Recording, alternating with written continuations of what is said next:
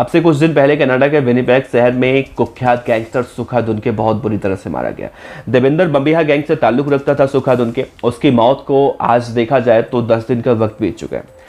10 दिन के बाद एक बड़ा सनसनीखेज खुलासा हुआ है और एक ऑडियो क्लिप सोशल मीडिया पर वायरल हो रहा है और ये कहा जा रहा है कि ये ऑडियो क्लिप सुरक्षा एजेंसियों ने जारी किया है, इंटरसेप्ट किया है और इस ऑडियो क्लिप में गैंगस्टर सुखा दुनके को पहले ही ये आभास हो चुका था कि उसकी हत्या हो सकती है और उसने बाकायदा इस ऑडियो में ये कहा है कि अगर उसकी हत्या हुई तो इस हत्याकांड के पीछे न जग्गू होंगे, न लॉरेंस होंगे, न बम्बिहा गैंग होगा, बल्कि इस हत्या के पीछे सिर्फ और सिर्फ एक ही आदमी जिम्मेदार होगा और वो है गैंगस्टर आतंकवादी अर्शदीप डल्ला। जी हाँ, उसी अर्शदीप डल्ला के बारे में उस सुखा दुनके ने उस ऑडियो क्लिप में जिक्र किया है जिसका साथियों को भी बताया जाता था।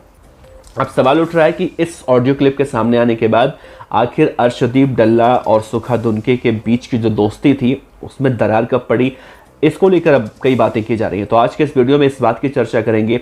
दूसरी चर्चा ये भी करेंगे, गैंगस्टर गोल्डी बराड़ को लेकर एक खबर आ रही है कि गोल्डी बराड़ ने अपने कई गुर्गों की शादियां करवा दी और ये भी कहा जा रहा है कि गोल्डी बराड़ ने खुद भी शादी कर ली। अब गोल्डी बराड़ ने किससे शादी की और शादी करने की ज़रूरत क्यों पड़ी गोल्डी बराड़ को, इस कहानी का भी खुलासा आज के इस वीडियो में करेंगे और इसके पीछे की वजह जो हैं वो भी हम आपको बताएंगे। और ये जो जानकारी निकल कर सामने आई है कि सुखा दुनके को अपनी मौत का आभास पहले हो चुका था, तो अब इसके सामने आने के बाद बहुत सारी ऐसी बातें हैं जो शायद आप भी सोचने और समझने पर मजबूर हो जाएंगे कि आखिर लॉरेंस हो, जग्गू हो, झूठी जिम्मेदारियां क्यों लेते हैं। तो आइए इस वीडियो की शुरुआत करते हैं, एक एक बातें आपको विस्तार से बताएंगे। नमस्ते, मेरा नाम है देवनाथ और आप देख रहे हैं BDF न्यूज़ का क्राइम सीरीज खलनायक, जिसमें हम आपको सुनाते हैं अपराध की दुनिया की खबरें, कहानियां और हर खबर की अपडेट जो हम आपसे साझा करते रहते हैं। तो सबसे पहले चर्चा करते हैं गैंगस्टर सुखा दुनके की। सुखा दुनके, जैसा मैंने जिक्र किया, देवेंद्र बम्बिहा गैंग का कुख्यात गैंगस्टर था और कई सालों से वो कनाडा के विनिपेग सिटी में रहता था, उसी कॉर्नर वाले मकान पे, जहां पर अब से कुछ दिन पहले 20 सितंबर को इसी महीने बहुत ही निर्मम तरीके से उसकी गोलियों से भूनकर हत्या की गई।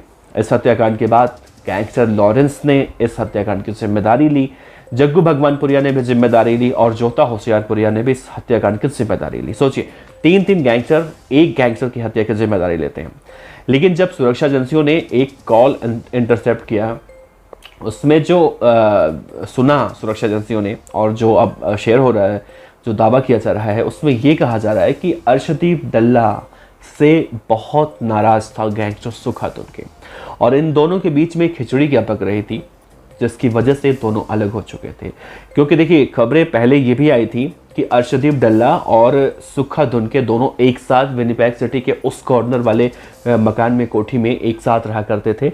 लेकिन रिपोर्ट ये भी आई थी कि अर्शदीप डल्ला पहले, यानी सुखा दुनके की हत्या से कुछ दिन पहले वहाँ से भाग गया था क्योंकि उसे ये आभास हो चुका था कि सुखा दुनके तो मारा जाएगा। दरअसल अर्शदीप डल्ला को ये मालूम चल चुका था कि लॉरेंस बिश्नोई गैंग के बदमाश उसे खोज रहे हैं और वो उसे बहुत ही बुरी मौत देने वाले हैं। यही सोचकर उसने वहाँ से फरारी काट ली।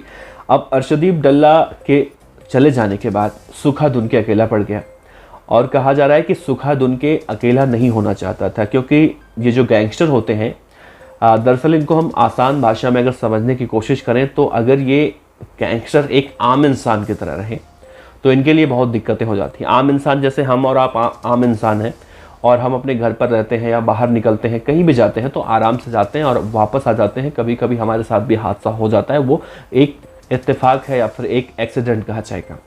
लेकिन गैंगस्टर ऐसे नहीं रह सकते। गैंगस्टर को रहना पड़ता है अंगूर की तरह, आम की तरह नहीं, अंगूर की तरह गुच्छे में रहना पड़ता है।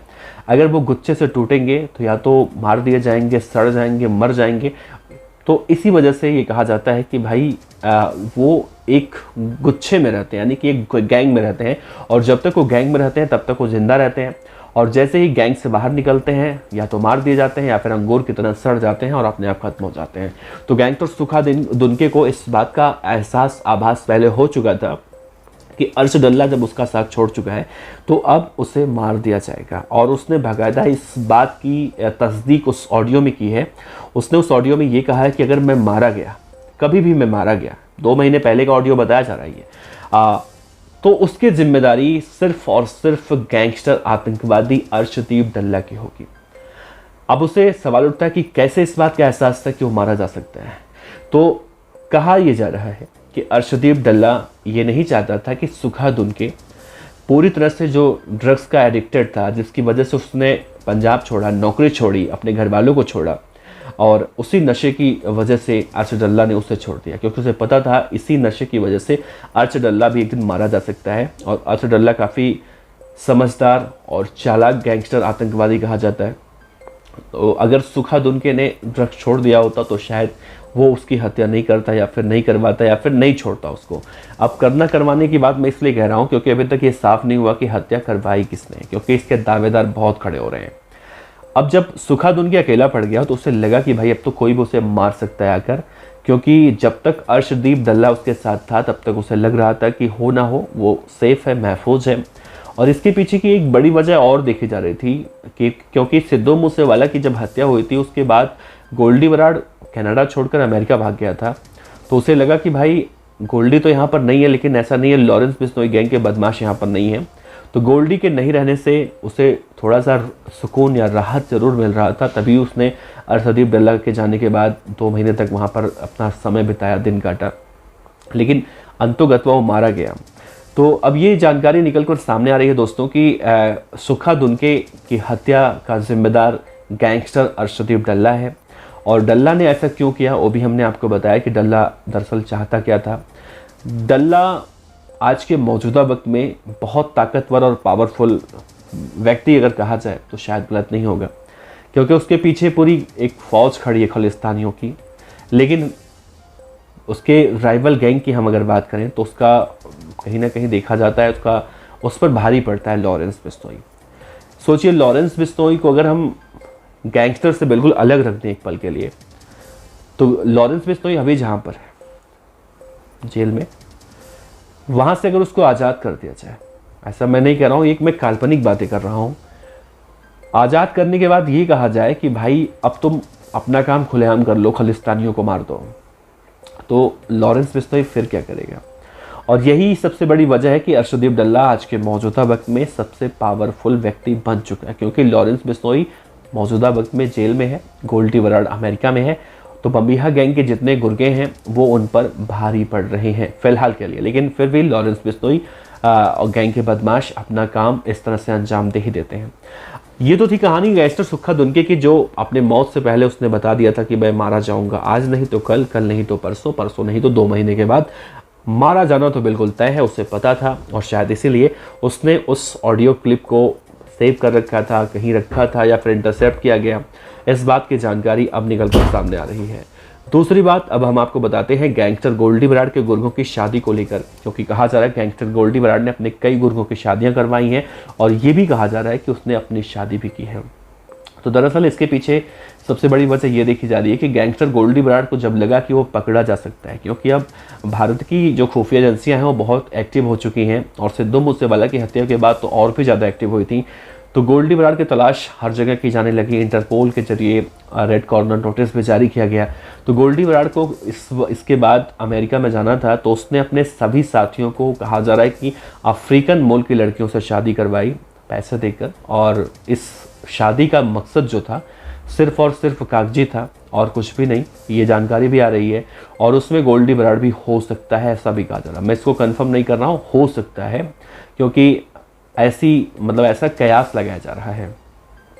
इसके पीछे का मुख्य उद्देश्य यही था, अगर वो पकड़े भी जाते हैं तो ये कह सकते हैं भाई हम तो यहाँ के नागरिक हैं, इनसे हम शादी कर रखे हैं और हम अब यहाँ के नागरिक हैं और हमें राजनीतिक शरण चाहिए। गोल्डी बराड़ अब अमेरिका में राजनीतिक शरण की मांग कर रहा है, डिमांड कर रहा है। और गोल्डी बराड़ को दरअसल ये एहसास हो चुका है कि अब उसका भी दिन बहुत जल्दी खत्म होने वाला है, उसे भी मारा जा सकता है। और इसी से बचने के लिए गोल्डी बराड़ अब तमाम तरह के हथकंडे अपना रहा है। लेकिन गोल्डी बराड़ के इस हथकंडों को अपनाने के बाद क्या वाकई में ऐसा कुछ हो पाएगा?